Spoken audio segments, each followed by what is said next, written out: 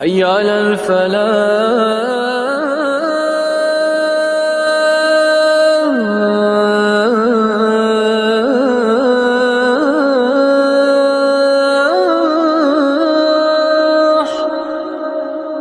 الحمد لله الذي نحمده ونستعينه ونستغفره ونعوذ بالله من شرور أنفسنا ومن سيئات أعمالنا من يهده الله فلا مضل له ومن يضلله فلا هادي له ونشهد أن لا إله إلا الله ونشهد أن سيدنا وسندنا ومرشدنا ومولانا محمدا عبده ورسوله. أما بعد فإن خير الحديث كتاب الله وخير الهدي هدي محمد صلى الله عليه وسلم وشر الأمور محدثاتها وكل محدثات بدعة وكل بدعة ضلالة وكل ضلالة في النار. قال الله تبارك وتعالى في كتاب الحميد وفرقان العظيم فاستعوذ بالله السميع العليم من الشيطان الرجيم بسم الله الرحمن الرحيم. يا أيها الذين آمنوا إذا قمتم إلى الصلاة فاغسلوا وجوهكم وأيديكم وامسحوا على رؤوسكم وأرجلكم إلى الكعبين. آمنت بالله صدق اللہ العظیم. حمد و ثنا تعریف وحدہ لا شریک رب کے لیے جس کا کوئی شریک نہیں. درود و سلام ہوں آقا مدنی حضرت محمد عربی صلی اللہ علیہ وسلم کی ذات اقدس پر. آج ہم ایک کتاب کا خلاصہ پڑھیں گے جس کا نام ہے شروط الصلاۃ و ارکانها و واجباتها.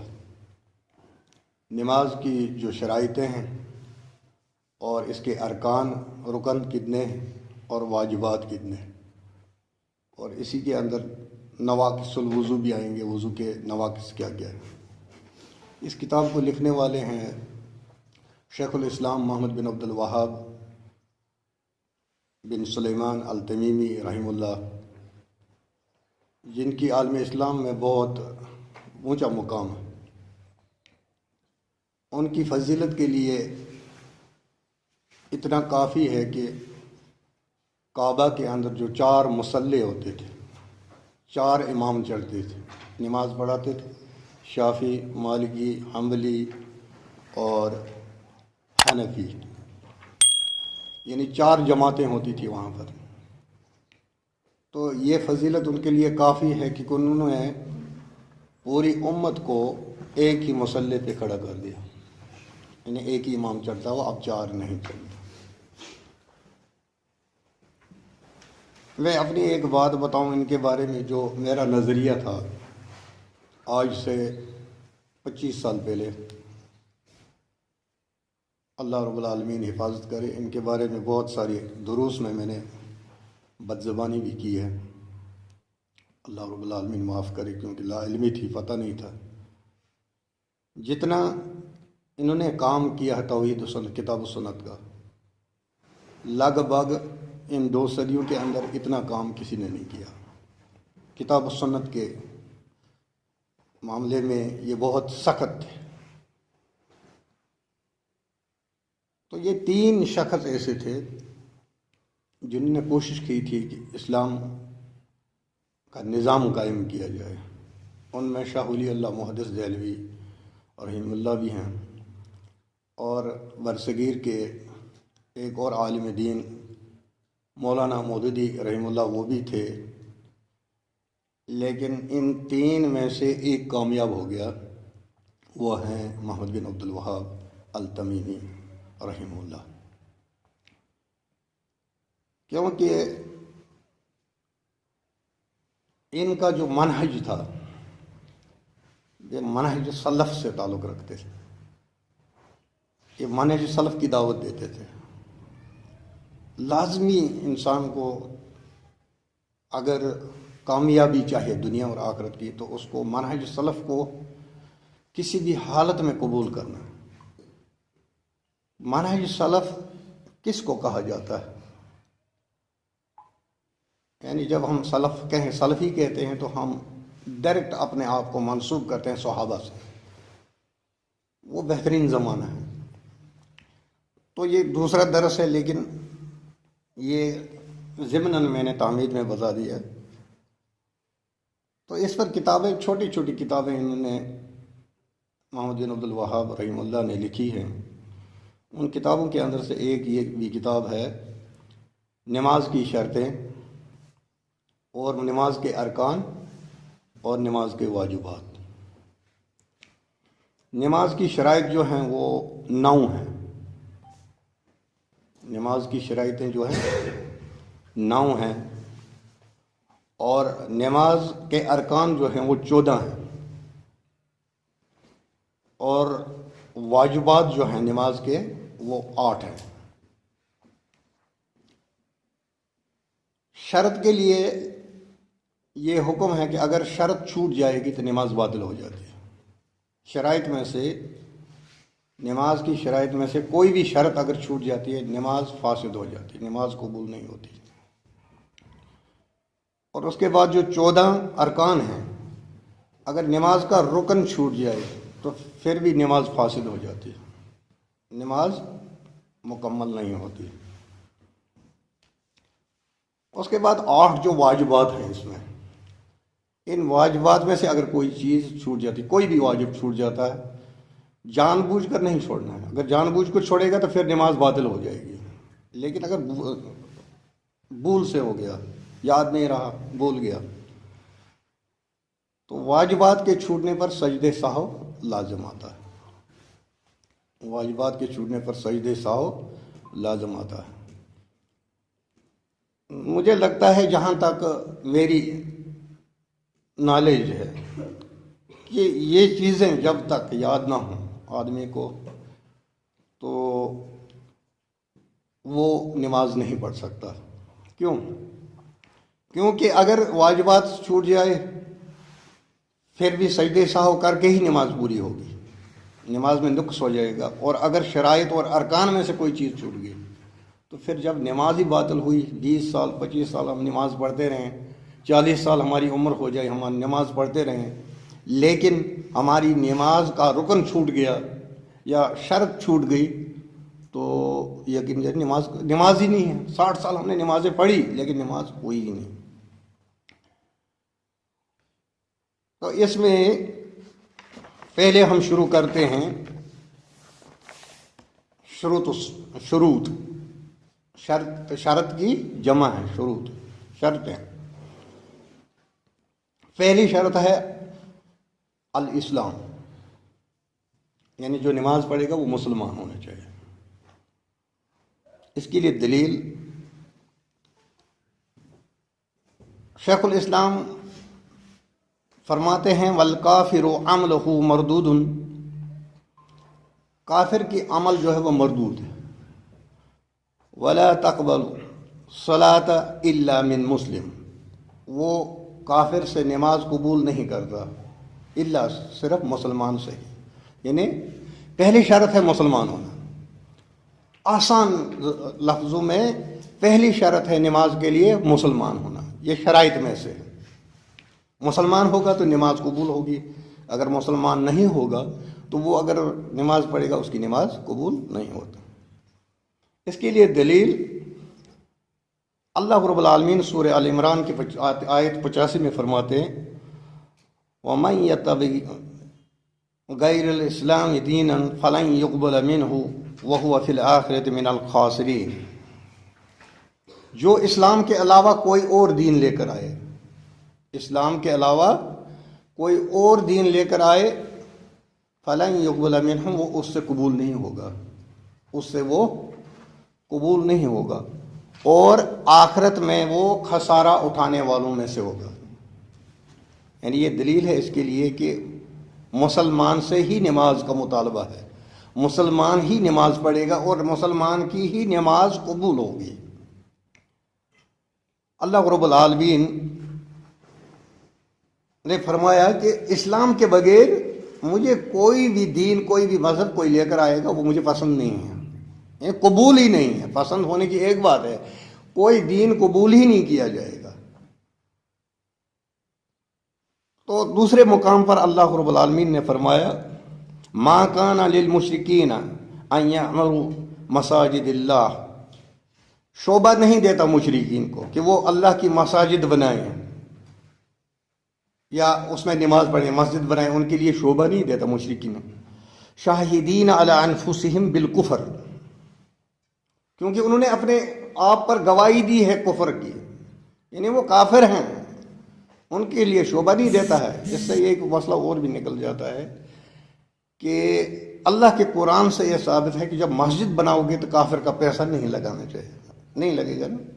ایک مسئلہ یہ بھی نکلا ہے، اس سے پہ کی مسئلہ، کیونکہ انہوں نے اپنے آپ پر کفر کی گواہی دی ہے. بالکفر اولئک حبطت اعمالہم وفی النار ہم خالدون. وہ ان کے جو اعمال ہیں وہ ختم کر دیے جائیں گے، گرد و غبار بنا دیا جائے گا، ضائع کر دیے جائیں گے. کتنے بھی عمل کر لے مشرک، کتنے بھی عمل کر لے تو وہ اس کے اعمال قبول نہیں ہوں گے، بلکہ وہ برباد ہو جائیں گے. تو آخرت میں وہ خسارہ اٹھ جہنم میں جائیں گے اور وہ ہمیشہ جہنم میں رہیں گے. اب یہاں پر ایک مسئلہ اور بھی ہے کہ ہمیشگی کس کے لیے ہے؟ جو مشرک ہے، کافر ہے، اس کے لیے ہمیشگی، جہنم میں وہ ہمیشہ رہے گا، وہاں سے نکالا نہیں جائے گا. لیکن اہل سنت والجماعت کا جو عقیدہ ہے، اہل سنت والجماعت کا عقیدہ جو ہے کہ ایک مسلمان جب گناہ کرتا ہے، اگر یہ گناہ کرے گا تو یہ اللہ کی معیشت پر ہے. اللہ چاہے تو اسے عذاب دے دے گا، اللہ چاہے تو اسے معاف کر کے جنت میں داخل کر دے گا. اللہ چاہے تھوڑا اس کو سزا دے، اللہ چاہے کہ اس کو سزا ہی نہ دے، ایسے ہی معاف کر دے. یہ اللہ رب العالمین کی معیشت تک ہے، وہ اس کو معاف کرے یا سزا دے، اللہ کی معیشت تک. لیکن جو کافر ہے، مشرک ہے، اس کو جہنم میں ہمیشہ رہنا ہے. تو یہ پہلا رکن کیا تھا؟ الاسلام. نماز کے لیے پہلا رکن کیا ہے؟ اسلام. اور اسلام جب تک نہیں ہوگا نماز قبول نہیں ہوگی. شروط ثانی، دوسری شرط ہے عقل. عقل اور اس کا جو ضد ہے، کیونکہ ہر چیز کی ضد ہوتی ہے. توحید، اس کی ضد کیا ہے؟ شرک. بدعت کی ضد کیا؟ سنت کی ضد کیا ہے؟ بدعت. اسی طرح اس کی ضد جو ہے، عقل کی ضد ہے جنون. جنون ہو گیا مجنون ہونا، دیوانہ ہونا، پاگل ہونا. والمجنون مرفوع عنہ قلم حتی یفکر.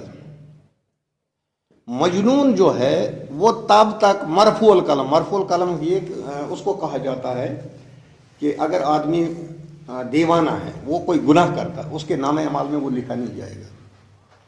وہ اگر گناہ کرتا ہے، کون؟ مجنون، دیوانہ گناہ کرتا ہے، وہ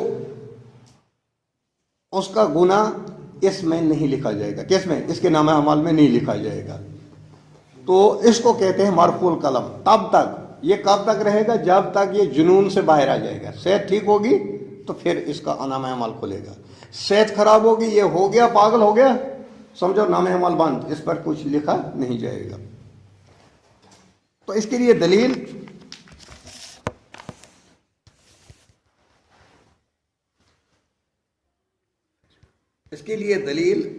رفع القلم عن ثلاثة عنائم. 3 شخصوں سے قلم اٹھا لیا جاتا ہے، یعنی اس کو لکھا نہیں جاتا. ایک عنائم، جو سویا ہے، جو سویا ہے، سوئے ہوئے کا قلم نہیں اٹھایا جاتا، اس کا نام اعمال میں انٹری نہیں ہوتی ہے جب تک وہ سویا ہے. جب جاگ جائے گا اس کے بعد اگر کوئی وہ حرکت کرتا ہے، گناہ کرتا ہے، تو وہ لکھا جائے گا تب تک. دوسرا والمجنون، جو مجنون ہو، پاگل ہو، تب تک اس کے نام اعمال میں نہیں لکھا جاتا، مرفوع القلم ہے جب تک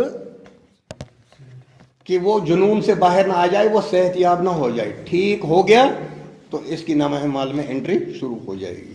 اور تیسرا والصغیر، چھوٹا بچہ، حتیٰ جب تک وہ بالغ ہو جائے، جب وہ بالغ ہو گیا تو اس کے نامہ اعمال میں انٹری ہوتی ہے۔ تو اس کے لیے بچہ جو ہے 7 سال سے نیچے اس کے نامہ اعمال میں انٹری نہیں ہوتی ہے۔ 7 سال سے نیچے جو 7 کے اوپر، اس کے لیے ہم دوسرے میں پڑھیں گے التمیز میں، جو تیسری شرط ہے۔ یعنی دوسری شرط کیا ہے؟ دوسری شرط کیا ہے؟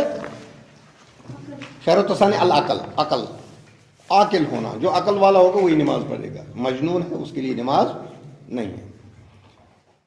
تیسری شرط الشرط الثالث تمیز، اس کی ضد ہے صغر۔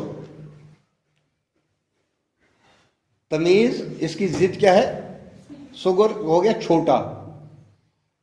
اس کے لیے کیا فرمایا اللہ کے نبی صلی اللہ علیہ وسلم نے؟ لقولہ نبی صلی اللہ علیہ وسلم مروا ابناءکم بالصلاۃ، حکم دے دو اپنے بچوں کو بالصلاۃ، نماز کے لیے، لسبع، 7 سال کی عمر میں، 7 سال کی عمر میں ان کو نماز کا حکم دے دو۔ یعنی 7 سال کا بچہ ہو گیا، اس کو نماز سکھانی ہے، اس کو مسجد میں ساتھ لانا ہے، اس کو سکھانی ہے، گھر پر نماز کے مسائل سکھانے ہیں۔ وَأُضْرِبُ عَلَيْهَا لِعَشْرٍ، اور ان کو مارو، اگر وہ نماز نہیں پڑھتے ان کو مارو جب وہ 10 سال کے ہو جائیں۔ 10 سال کی عمر میں ان کو مارنا اگر وہ نماز نہیں پڑھتے۔ اب مجھے یہ بات بتائیے، یہ 3 سال کا بیچ میں جو گیپ ہے، 7 سے 10 بیچ میں 3 سال کا گیپ ہے، یہ 3 سال کا گیپ جو ہے اس بچے کا ٹریننگ پیریڈ ہے، علم حاصل کرنے کا پیریڈ ہے۔ اس میں یہ ٹرین ہونا چاہیے، نماز کے مسائل ہوں، وضو ہو، جو بھی مسجد کے آداب ہیں، وضو کیسے کرنا ہے، اور مجھ پر نماز کتنی رکعت ہے، کب پڑھنی ہے، وقت کیا ہے، مکروہ اوقات کون سے ہیں۔ تو یہ ان 3 سال کا پیریڈ جو ہے یہ اس کا ٹریننگ پیریڈ ہے، علم حاصل کرنے کا پیریڈ ہے۔ یہ اس کی ماں سکھائے گی یا اس کا باپ سکھائے گا؟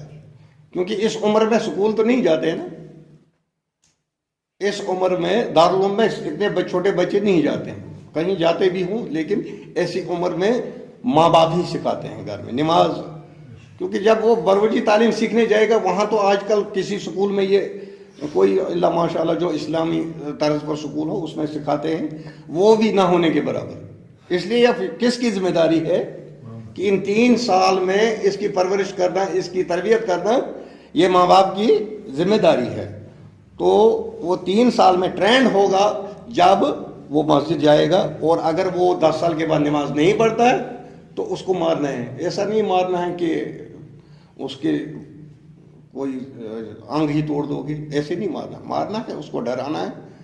جس طرح کیونکہ آج جو ایجوکیشن، ہمارے زمانے میں ایجوکیشن ایسی تھی، مارتے تھے، استاد کندھے پر اٹھا کر مارتے تھے، لاٹھی سے مارتے تھے، کبھی پینسل اس میں ڈال کر مارتے تھے، لیکن وہ الگ زمانہ تھا۔ آج کل وہ ایجوکیشن نہیں ہے، آج مارنا نہیں ہے، مارنے کے بغیر بچے کو پڑھانا ہے اور اس کو سیٹسفائی بھی کرنا ہے۔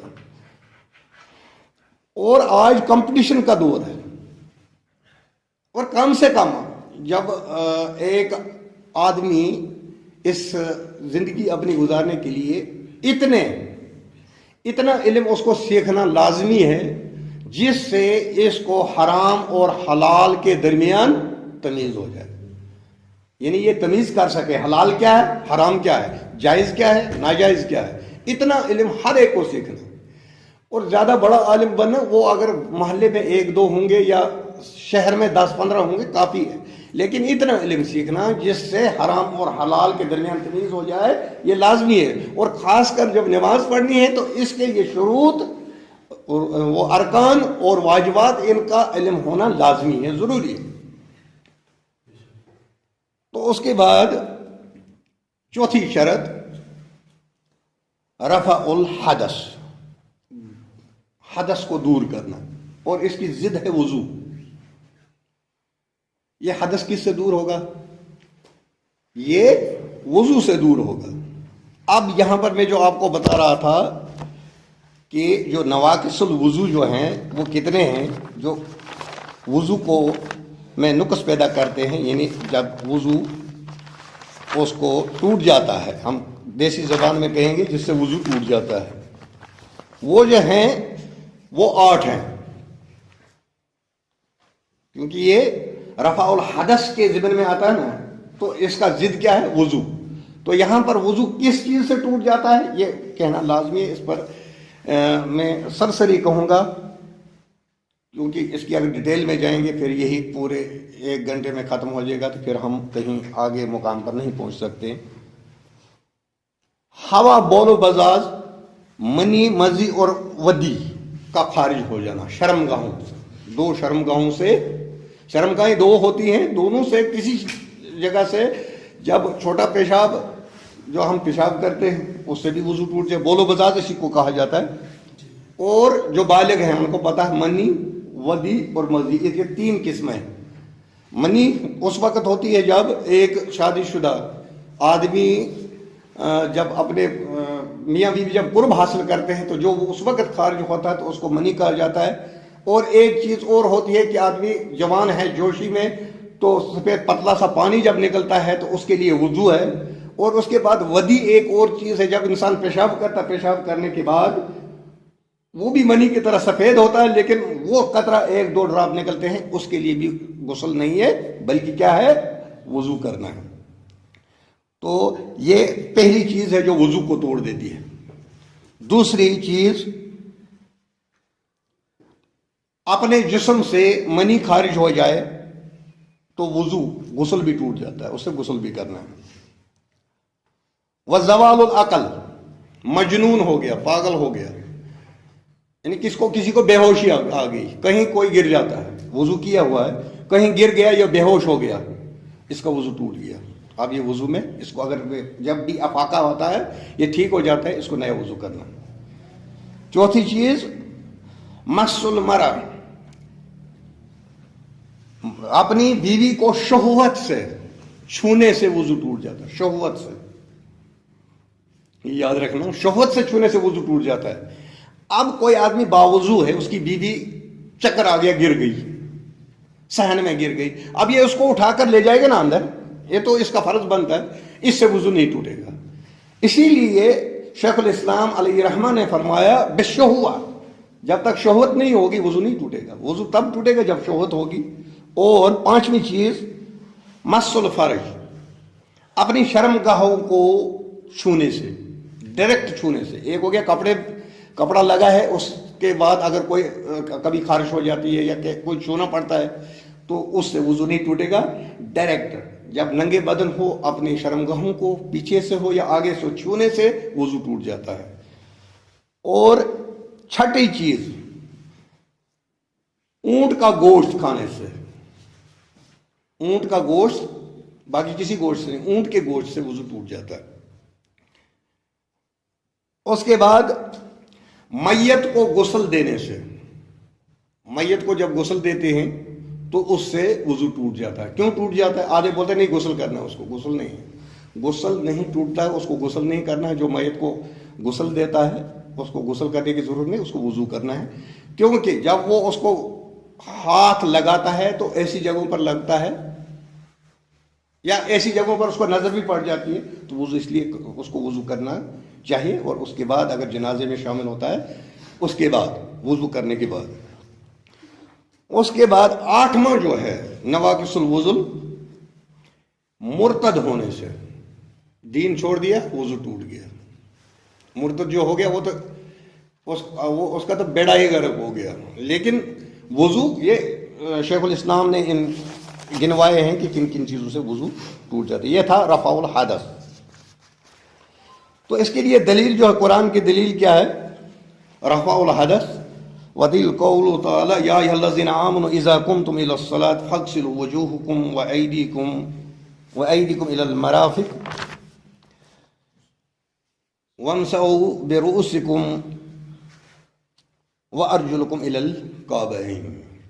اے ایمان والو، جب آپ نماز پڑھنے کے لیے جاؤ، نماز پڑھنے کی تیاری کرو، نماز پڑھنے کے لیے جاؤ یا اٹھو، تو کیا کرو گے؟ اس میں پہلے کیا کرو گے؟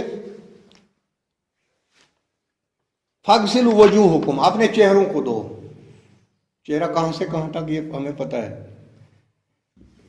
جو یہاں سے لے کر بالوں سے کی جڑ سے لے کر کان لے کر، کانوں کے بغیر نہیں، کان لے کر نہیں، کانوں کے بغیر یہ آتا ہے، یہ حصہ تھا۔ اور یہاں پر ایک ہڈی ہوتی ہے، یہ اونچی ہوتی ہے، عورت کی نہیں ہوتی ہے لیکن مرد کی یہ اونچی ہوتی ہے، یہاں تک یہ چہرے کا حجم ہے، اس کو دھونا ہے۔ اور دھونا کتنی بار ہے؟ 3 بار دھونا ہے۔ ایک بار کا ذکر جہاں کہاں ہے؟ قرآن میں، اور اس کی تفسیر حدیث میں موجود ہے کہ رسول اللہ صلی اللہ علیہ وسلم نے جب بھی وضو فرمایا اپنے چہرے کو 3 بار دھویا۔ 3 بار دھونا سنت ہے، اور سنت ہی نہیں بلکہ لازم ہے۔ اس کے بعد فرمایا وَأَيْدِيكُمْ إِلَى الْمَرَافِقِ، اپنے ہاتھوں کو کونیوں تک دھونا، کونیوں سمیت، یہ جو یہاں تک یہ پورا ہاتھ آتا ہے، اس کو دھونا ہے۔ پہلے دائیں کو دھونا ہے 3 بار، پھر بائیں کو دھونا ہے 3 بار۔ وَامْسَحُوا بِرُؤُوسِكُمْ، اور مسح کرو اپنے سروں پر مسح کرو، پورے سر کا۔ آدھے بولتے نہیں تھوڑا سا چھو لیا تو مسح ہو جائے گا، لیکن شیخ الاسلام فرماتے ہیں کہ پورے سر کا مسح، پیچھے لینا ہے پھر واپس لانا ہے ان کو۔ پھر جب یہ 2 انگلیاں اور انگوٹھا بچ جائے گا، ان انگلی کو کان کے بیچ میں مسح کرنا ہے، اور کان کے پیچھے سے انگوٹھے کو لا کر یہاں پر پہنچا کر ایسے کھلال کر سکتے ہیں۔ تو یہ وضو کرنے کا طریقہ جو ہے رسول اللہ صلی اللہ علیہ وسلم سے ہمیں صحابہ کے ذریعے ملا۔ اس کے بعد جو 5ویں شرط ہے ازالۃ النجاسہ، نجاست کو دور کرنا۔ اور یہ نجاست 3 جگہوں سے دور کی جاتی ہے۔ من البدن، اپنے بدن سے ہم نے وضو کرنا ہے، یا اگر آدمی جنبی ہو گیا اس کو غسل کرنا ہے وہ ہے بدن سے۔ دوسری والثوب، کپڑے بھی پاک، کپڑوں سے بھی، اور وہ بقعت، اور مصلی کی جگہ جہاں پر نماز پڑھنی ہے وہ بھی پاک ہونی چاہیے، جہاں پر نماز پڑھنی ہے وہ بھی پاک ہونی چاہیے۔ اس کے لیے شیخ الاسلام دلیل دیتے ہیں وَالثِّيَابُكَ فَطَهِّرْ، اپنے کپڑوں کو پاک رکھو، کپڑوں کو بھی پاک رکھو، بدن کو بھی پاک رکھو، اور مصلی جہاں پر نماز پڑھنی ہے وہ بھی پاک ہونی چاہیے۔ اور 6ٹھی شرط جو ہے ستر العورہ، ستر کر چھپانا۔ مرد کا سطر کہاں سے ہے؟ مرد کا سطر ناف سے لے کر گھٹنوں تک یہ مرد کا سطر ہے۔ عورت جو ہے پوری مستور ہے، وہ عورت جو پوری کی پوری سطر ہے، اس کو ہر ایک چیز، ہاں یہاں تک کہ عورت کا ناخن بھی چھپانے والی چیز ہے۔ کچھ لوگ چہرہ اور ہاتھ کھلا چھوڑنے کی اجازت دیتے ہیں، لیکن ان کے پاس اس کے لیے کوئی دلیل نہیں ہے۔ نبی کریم صلی اللہ علیہ وسلم کی جتنی بھی احادیث ہیں یا قرآن کی آیات ہیں، ان سے ہمیں یہی بات سامنے آتی ہے کہ عورت کو جو پردہ کرنا چاہیے، حتیٰ کہ رسول اللہ صلی اللہ علیہ وسلم کے زمانے میں جب عورتیں جب پردہ کرتی تھی، ان کے جو کپڑے ہیں وہ زمین پر گھسیٹتے ہوئے چلتے تھے۔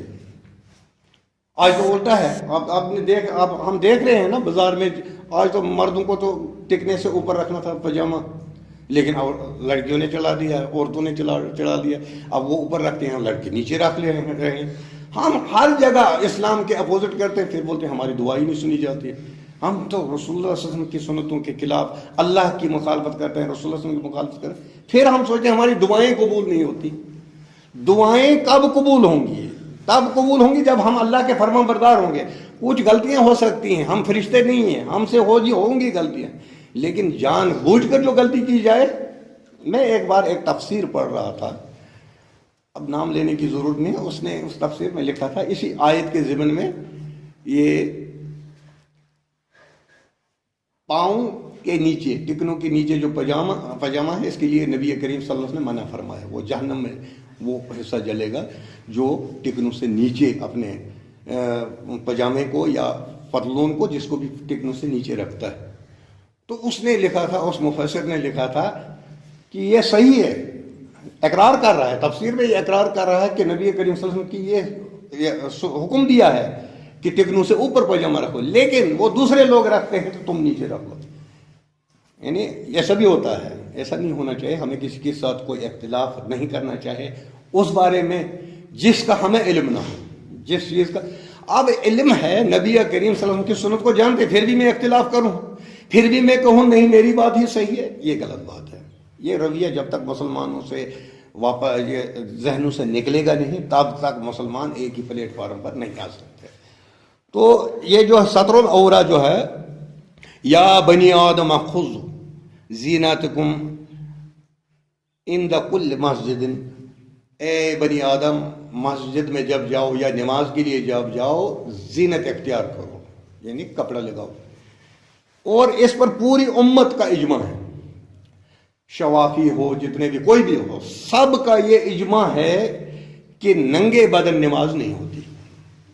حالانکہ احناف میں یہ بھی ہے کہ اگر وہ ہاف سلیوز میں بھی نماز کی اجازت نہیں دیتے ہیں. جب ہاف سلیوز میں نماز کی اجازت نہیں ہے تو ننگے بدن نماز کی اجازت ہو ہی نہیں سکتے. اس پر پوری امت کا اجماع ہے کہ جب نماز پڑھنی ہے کم سے کم سطر چھپا ہونا چاہیے. مرد کا سطر ناف سے لے کر گھٹنوں تک ہے، اور عورت پوری کی پوری سطر ہے. تو اس کے بعد جو ہے 7ویں شرط جو ہے دخول الوقت، وقت کا داخل ہونا. وقت سے پہلے نماز نہیں پڑھ سکتے ہیں. نماز کب ہوگی؟ وقت پر ہی پڑھی جائے گی. جب اس نماز کا وقت ہوگا تب نماز پڑھی جائے گی، وقت سے پہلے نہیں. مثال کے طور پر ایک آدمی صبح اٹھ کر یہ کہے کہ میں صبح اس وقت فرصت ہے، مجھے دن پر کام پر ہوتا ہوں، چلو 5 کی 5 پڑھ لیتا ہوں ایک ہی بار، یا 5 نہیں تو شام کو 2 پڑھ لوں گا، باقی ظہر اور عصر میں اسی وقت پڑھ لیتا ہوں. تو دن میں کام ہے، ٹائم نہیں ملے گا. ہو سکتا کیا اس کی نماز ہوگی؟ نہیں ہوگی نماز. کیوں؟ ایک ہی ہوگی، اس کی ایک ہی نماز ہوگی. کون سی؟ جس کا وقت تھا. جس نماز کا وقت تھا وہی ہو جائے گی، باقی 2 جو ہیں وہ باطل ہیں، وہ نماز نہیں ہوگی، وہ اس کو نئی سرے سے پڑھنی پڑے گی. تو وقت کا داخل ہونا لازمی ہے، کیونکہ حدیث جبریل جو ہے اس کے لیے دلیل شیخ الاسلام نے دی ہے کہ حدیث جبریل علیہ السلام ایک بار محمد رسول اللہ صلی اللہ علیہ وسلم ہر نماز کا وقت بتانے کے لیے نازل ہوئے. تو نبی کریم صلی اللہ علیہ وسلم کی نماز جو تھی وہ پہلے وقت میں ایک دن پڑھائی، اور دوسرے دن جب آئے تو وہ لاسٹ والے وقت میں پڑھائی. سب نمازوں کا یہ لاسٹ والے وقت میں، پہلے وقت میں پڑھائی. تو لاسٹ میں حضرت جبریل علیہ السلام نے فرمایا یا رسول اللہ صلی اللہ علیہ وسلم، نماز کا جو وقت ہے وہ ان دونوں کے درمیان میں ہے. اب دیکھو ہم یہ قائل ہیں، اس کے اہل حدیث اس کے قائل ہیں کہ ہم اول وقت میں نماز پڑھنا افضل جانتے ہیں. نماز وہ دوسرے کو ہم بولتے ہیں، اگر کسی نے ہم 1 بجے پڑھتے ہیں، ظہر ہم پڑھتے ہیں 1 بجے، اگر کسی نے 3 بجے 3:30 بجے پڑھ لی، ہم اس کو بولتے تو نے قضا کر دی، تو نے قضا کر دی. اس نے قضا نہیں کی. دیکھو نماز کب قضا ہو جاتی ہے؟ جب ظہر شروع ہو گیا، وہاں سے لے کر عصر کے شروع تک، شروع سے پہلے جو نماز پڑھی جائے وہ ادا ہو جاتی ہے. اس کے بعد جو ہے وہ قضا ہو جاتی ہے. کیا؟ اس کے بعد قضا ہو جاتی ہے. نماز کب ادا ہو جاتی ہے؟ اس وقت کے درمیان جب بھی نماز پڑھے، لیکن افضل کیا ہے؟ پہلے وقت میں پڑھنا، پہلے وقت میں پڑھنا. تو اس کے بعد یہ 7ویں شرط تھی. 8ویں شرط استقبال القبلہ.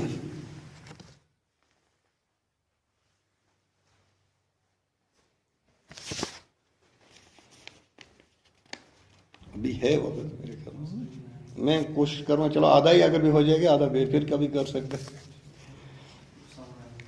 آگے میں یہ پہلے جو ہے نا جو شروط ہیں، شروط میں تفصیل زیادہ دی ہے شیخ الاسلام نے، تو میں کوشش کروں گا ابھی کتنے منٹ میں بول سکتا ہوں؟ نماز کے بعد بھی کر لیں گے. ہاں نماز کے بعد بھی کر لیں گے. اس کے بعد جو ہے استقبال القبلہ، قبلے کا استقبال کرنا، قبلے کی رخ نماز پڑھنا ضروری ہے. تو اس کے لیے قرآن پاک میں اس کا ترجمہ ہی میں بتاؤں گا. رسول کریم صلی اللہ علیہ وسلم کو اللہ رب العالمین نے فرمایا، یا رسول اللہ صلی اللہ علیہ وسلم میں آپ کا آسمان کی طرف بار بار دیکھنا یہ میں جانتا ہوں آپ دل میں یہ چاہتے ہیں کہ میں کعبہ کی طرف نماز پڑھوں. اس سے پہلے کہاں کی طرف پڑھتے تھے؟ پہلے بیت المقدس کی طرف نماز پڑھتے تھے. یا رسول اللہ صلی اللہ علیہ وسلم آپ کا بار بار آسمان کی طرف دیکھنا یہ مجھے پتا ہے، میرے علم میں ہے، میں جانتا ہوں کہ آپ چاہتے ہیں کہ میں جو نماز پڑھوں کس کی طرف پڑھوں؟ کعبہ کی طرف. آج کے بعد یا رسول اللہ صلی اللہ علیہ وسلم میں آپ کا رخ کعبہ کی طرف کرتا ہوں. تو کعبہ کی طرف نماز، تو اس میں ایک مسجد جو ہے وہ قبلتین وہاں پر جس میں دو قبلے ہیں، تو نماز کے دوران انہوں نے اپنا قبلہ چینج کر لیا. اتنی اطاعت، دیکھو اطاعت کیا تھی. رسول اللہ صلی اللہ علیہ وسلم نے مسجد نبوی میں نماز پڑھائی اور ایک ساتھی نے وہاں پر نماز پڑھی. اس کے بعد محلے میں چلا گیا، محلے میں دیکھا جماعت ہو رہی ہے، تو اس نے جان کر دیکھا تو وہ بیت المقدس کی طرف نماز پڑھ رہے تھے. تو اس نے آواز لگائی، اب ان کو تو نہیں بول رہے، اس نے آواز لگائی، اور نماز پڑھنے والوں محمد رسول اللہ صلی اللہ علیہ وسلم نے اللہ کا حکم ہے کہ قبلہ چینج ہو گیا، کعبہ کی طرف نماز پڑھنی ہے، آپ ابھی بھی بیت المقدس کی طرف نماز پڑھتے ہو. تو ہماری طرح ہوتے بولے تحقیق کرو یار پہلے میں، کیونکہ وہ سچائی کا زمانہ، وہ صحابہ سچے تھے، صحابہ اندر اور باہر سے بالکل ایک جیسے تھے. وہ ہماری طرح نہیں ہے زبان سے ایک تو اور اندر دل میں دوسری چیز، ایسا صحابہ میں نہیں تھا. تو ان لوگوں نے اسی نماز کے دوران ہی قبلہ تبدیل کر لیا. اس کے بعد 9واں جو ہے نیت کرنا. نماز کے لیے نیت ضروری ہے، لازمی ہے. اس کے لیے دلیل قال نبی صلی اللہ علیہ وسلم انما الاعمال بالنیت. تمام اعمالوں کا دار و مدار کس پر ہے؟ نیت پر. اور یہ بخاری کی پہلی حدیث ہے، پہلی حدیث ہے بخاری شریف کی، اور اس کے راوی ہیں حضرت عمر بن الخطاب رضی اللہ تعالیٰ عنہ خلیفہ دوم. اب یہاں پر نیت کی دو طریقے ہیں. ہم نیت دل سے کرتے ہیں اور دوسرے لوگ جو ہیں وہ زبان سے کرتے ہیں. نیت دل سے ہوتی ہے. شیخ الاسلام فرماتے ہیں نیت کا جو مقام جو ہے وہ دل ہے نہ کہ زبان. نیت کا مقام کیا ہے؟ دل ہے نہ کہ زبان.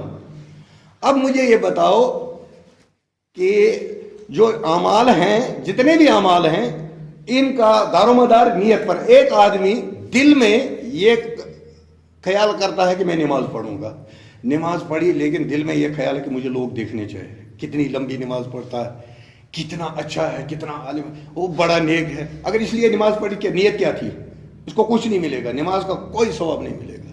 اس نے شرک کیا، یہ جہنم میں جائے گا.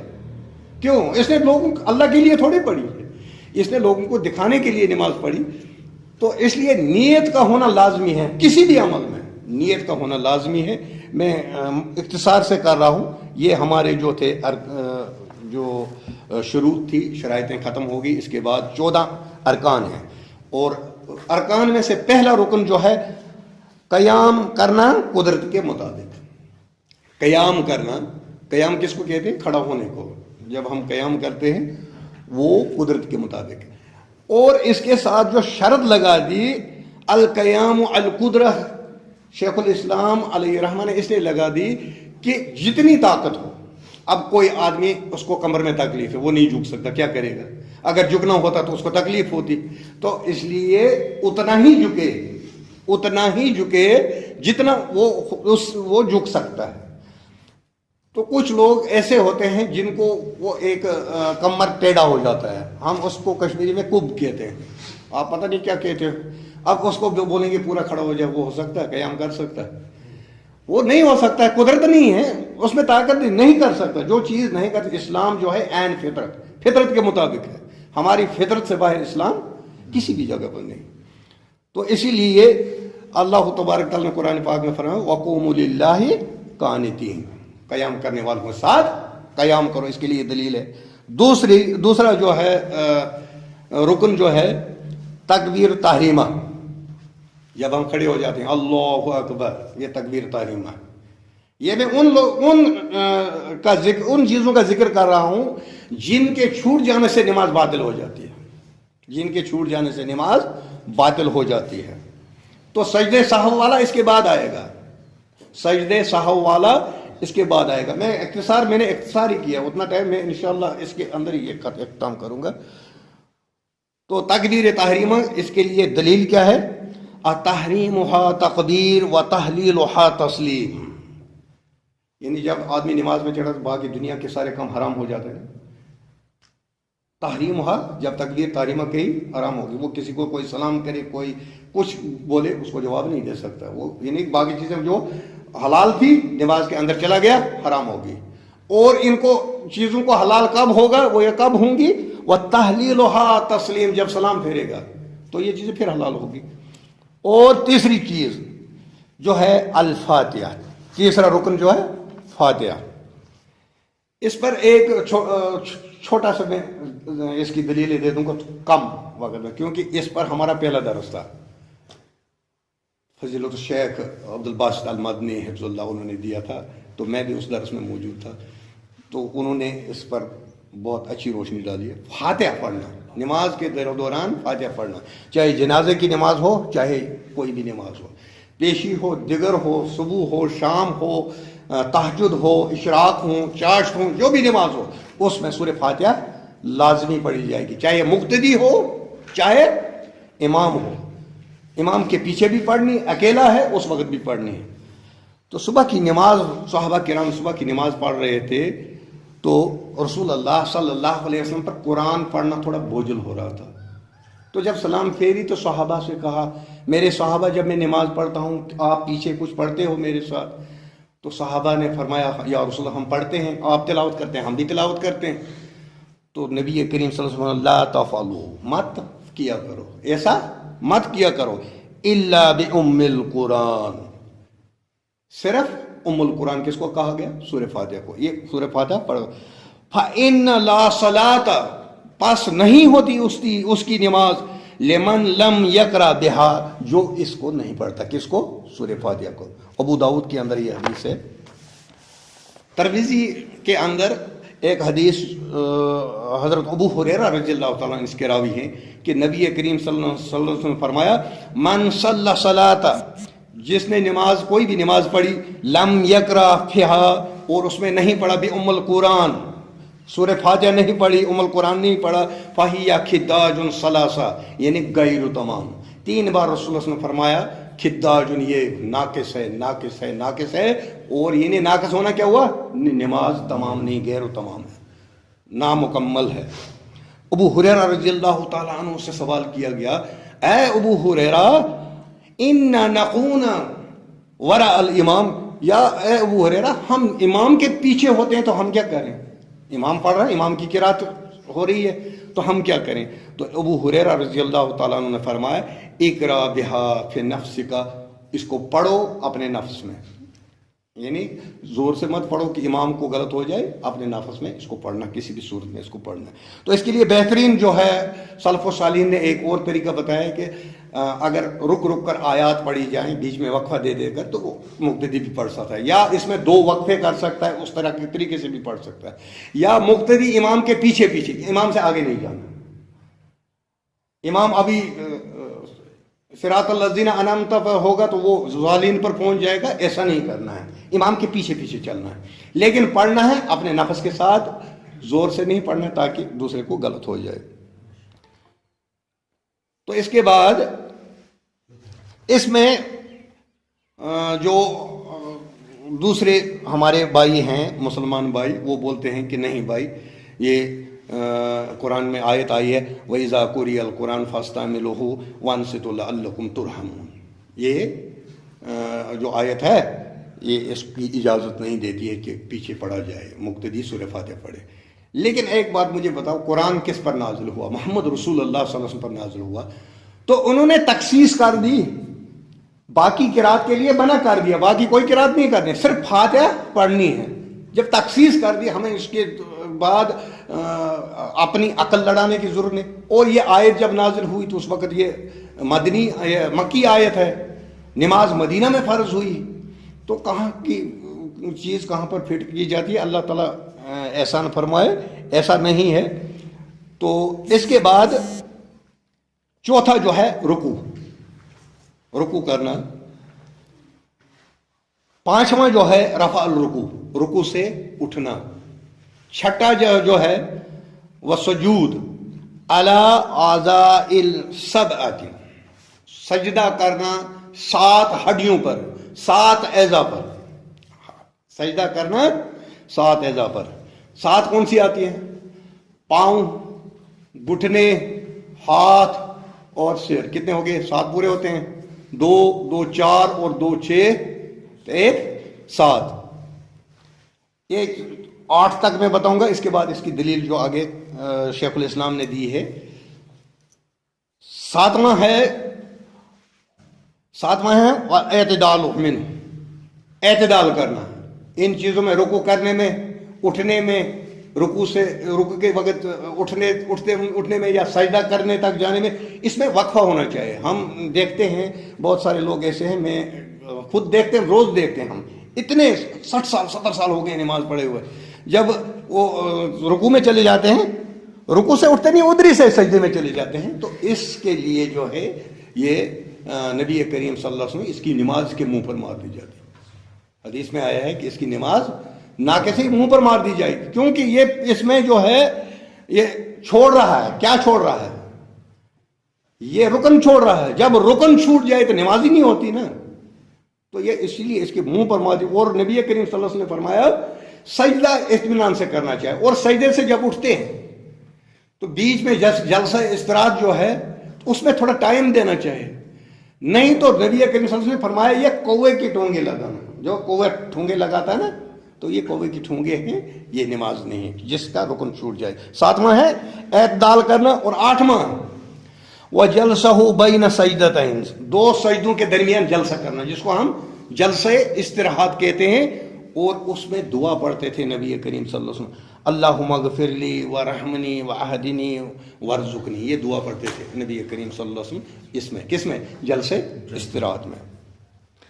اس کے بعد اس کے لیے دلیل یا الذین آمنوا ارکعوا واسجدوا, رکوع کرو اور سجدہ کرو. اے ایمان والو رکوع کرو اور سجدہ کرو. نبی کریم صلی اللہ علیہ وسلم کی حدیث میں ہے ان النبی صلی اللہ علیہ وسلم امرت ان اسجد علی 7 عظم, مجھے حکم دیا گیا کہ میں 7 ہڈیوں پر سجدہ کروں, 7 اعضاء پر سجدہ کروں, پاؤں, گھٹنے, ہاتھ اور سر. 9واں جو ہے, 9واں رکن جو ہے وَتَمَانِيَةُ جَمِيعَ الْأَفْعَالِ, جتنے بھی ہم افعال کرتے ہیں ان میں اطمینان سے کرنا. اطمینان لازمی ہے, ہر رکن کو ادا کرتے وقت اطمینان یہ لازمی ہے. اور 10واں جو ہے وَالتَّرْتِيبُ بَيْنَ الْأَرْكَانِ, ان ارکان کے درمیان ترتیب. ایسا نہیں ہے میں پہلے رکوع کروں, پہلے سجدہ کروں, پھر رکوع کروں, پھر سورہ فاتحہ پڑھوں. جو جس طرح سے نبی کریم صلی اللہ علیہ وسلم نے اس کی ترتیب بتائی ہے نماز میں, اسی طریقے سے ہم نے اس کو ادا کرنا ہے. یہ تھا 9واں یا 10واں ترتیب بین الارکان. اور 11واں ہے تشہد الاخیر, تشہد جو ہم عطیات میں بیٹھتے ہیں, جب بیٹھتے ہیں, یہ آخری والا. آخری والا کیا ہے؟ جو لاسٹ میں ہم پڑھتے ہیں پھر سلام پھیرتے ہیں, وہ کیا ہے؟ وہ ہے ارکان, رکن میں سے. اور اگر رکن کے لیے کیا حکم ہے؟ اگر چھوٹ جائے نماز باطل ہو جاتی ہے.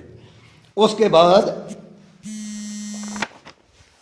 اس میں کیا پڑھتے ہیں آپ کو پتہ ہے, اتحیات للہ وصلوات و طیبات, یہ جو ہم پڑھتے ہیں اس میں یہ نبی کریم صلی اللہ علیہ وسلم نے تعلیم دی. لیکن صحابہ کیا پڑھتے تھے اس پہلے؟ السلام علی اللہ من عبادہ, السلام علی جبریل و میکائیل, یہ پڑھتے تھے. تو نبی کریم صلی اللہ علیہ وسلم نے فرمایا میرے صحابہ ایسا نہیں ہے, ایسے پڑھو. یعنی ان کی وہاں پر ہی تصحیح کر دی, جو وہ غلطی کر رہے تھے اس کو سدھار دیا, صحیح کر دیا وہیں پہ.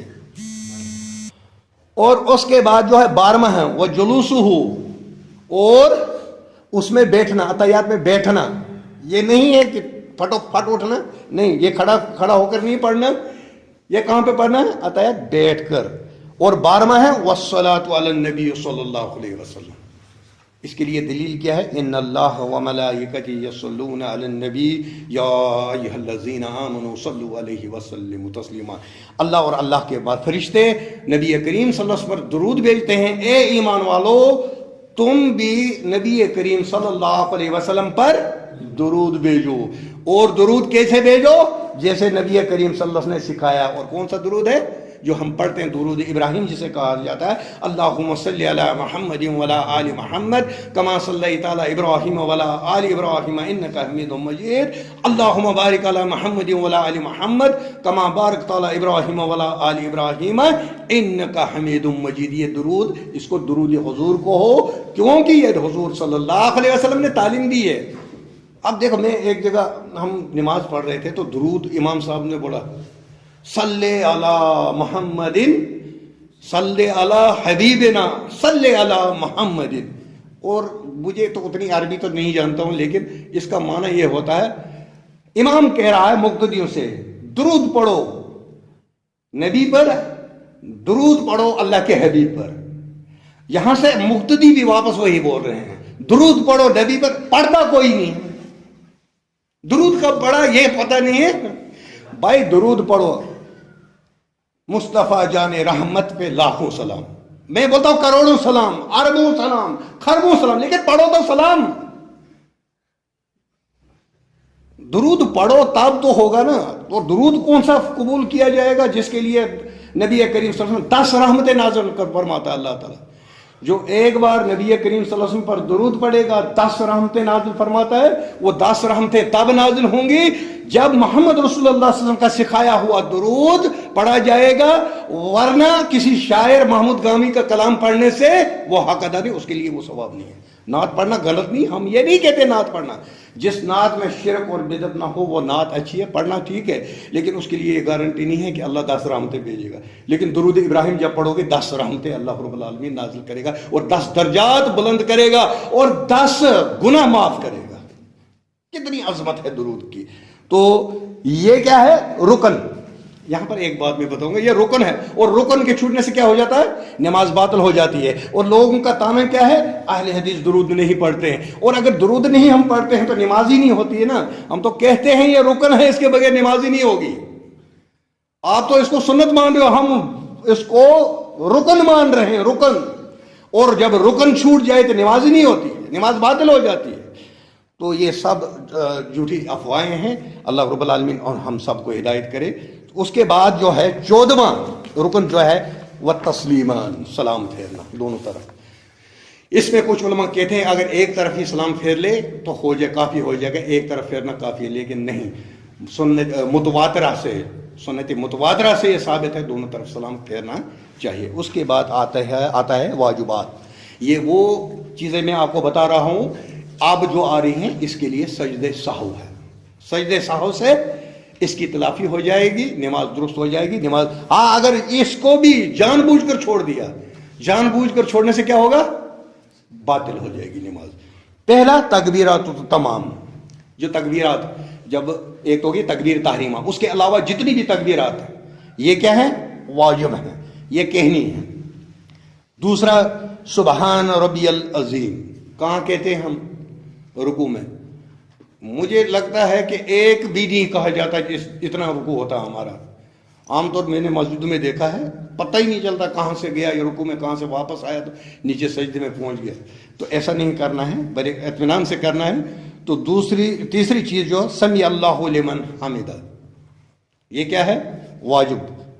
اب امام جب کہتا ہے مقتدی کو بھی کہنا ہے، یہ چیزیں مقتدی کو کہنی ہے، لیکن زور سے نہیں کہنی ہے، اپنے نفس میں کہنی ہے جس سے یہ خود سن سکے، دوسرے کو نہیں سنانا، خود سن سکے. اور چوتھی چیز ہے ربنا لک الحمد.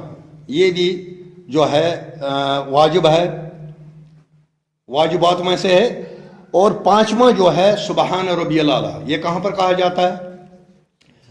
سجدے میں کہا جاتا ہے. تو اس کو بڑے اطمینان سے کہنا چاہیے. اور یہ خیال ہونا چاہیے کہ میں سجدہ کر رہا ہوں تو اللہ مجھے دیکھ رہا ہے، کم سے کم اللہ مجھے دیکھ رہا ہے. نہیں تو